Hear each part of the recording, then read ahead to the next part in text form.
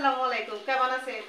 আজকে আপনার গণভবনে গেছিলাম, জানেন না গণভবনে একটু হাইজা খেজা গেছিলাম যে দুই একটা ছবি তুলু মাছ উৎসের নগে, তারপরে খরগোশের নগে রাজহাঁসকে কি সুন্দর করে একটা একটা করে খাওয়াইছে, সেগুলো দেখামো।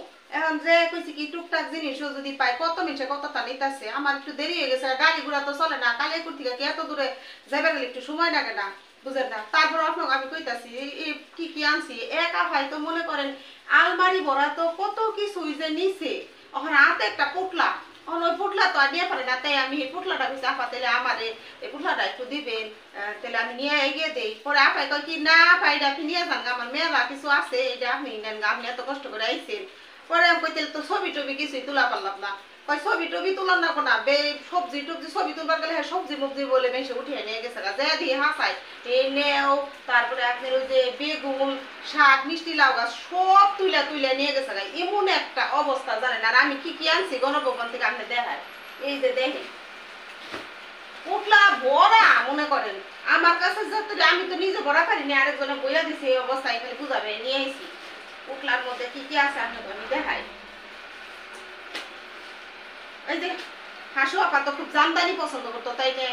দেখছেন কত সুন্দর একটা জামদানি। এই জামদানির এক সময় আপনাকে কইরা আমি দেখামনি, এত সুন্দর একটা জামদানি দেখছেন, সিক সিক করতেছে জামদানিতে।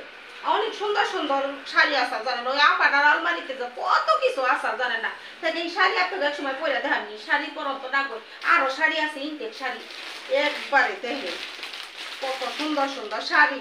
এগুলো মনে করেন যে বড় বড় ই করে না, ওই যে ইন্ডিয়া যখন যায় মিটিং টিটিং করার লাগে, ওই যে মোদি ভাইয়ের লগে দেখা করবার যায় হাসু আপা, তখন এই যে এই সমস্ত শাড়ি মনে হয় কইরা গেত।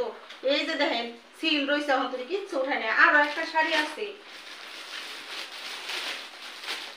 এই যা পাইছি আমি তাই নিয়েছি, আমার বাগে বেশি জুটে নেই গো, মানুষের কত কিছু হয়েছে। যে এইটারও সিল আছে, এই যে দেখেন, বিশ্বাস না হলে এই যে এই শাড়িটাও কত সুন্দর একটা কালার, তাই না? সুন্দর কক্সবাজারে গেল এরকম শাড়ি পইরা পইরা ঘুরন যাইব। বড় একটা চশমা, সেটা জানি টুকুর লাই থেকে কোন থেকে জানি পইরা গেছে, এমন একটা অবস্থা। পরে যে এই চশমাটা আনছি, এই তো সফা বেশি করে বড় চশমা করে যে কক্সবাজারে যেয়ে বা প্লেনে এয়ারপোর্টে যখন নামে ছবি টবি নিবার গেলে তখন একটু পরে একটু পরি। দেখছেন না গো, চশমা পড়ুম না, এটার ভিতরে খালি শয়তানি বুদ্ধি, চোখ দেখাল শয়তানি কাম। আরো মেলা কিছু আনছি, কারণ আপনাকে দেখাই। আর হাসু আপাই তো যে ই পছন্দ করে, হালকা কালারের জিনিস পছন্দ করে, যে নুট কালারের লিপস্টিক আছে, বুঝছেন? এটা পরব না, এখন এটা পরব না। এই যে এটা পরে আপনাকে দেখাই, এই যে দেখেন কত সুন্দর লিপস্টিক, দেখছেন? একটু পরি, খুব সুন্দর না? আমার এটা খুব পছন্দ, তাই কইছি তেলে থেকে খাইতে দিতে ভালো। আরো কত কিছু আছে আপনাকে দেখাই, ইন্ডিয়া থেকে কত কিছু আনছে ইনটেক একদম। এই দেখেন ফেরন লাগি, এগুলা দিলে তো মুখে কোনো দাগি থাকবো না। হাসু আপা যে বুইরা কালে যে সুন্দর তরতাজা হইছে, এমন একটা অবস্থা দেখছেন, সুন্দর সব ইনটেক। আরো শ্যাম্পু গুলো যে দেখেন ইনটেক, কোনো ই উঠাই নাই, কত শ্যাম্পু।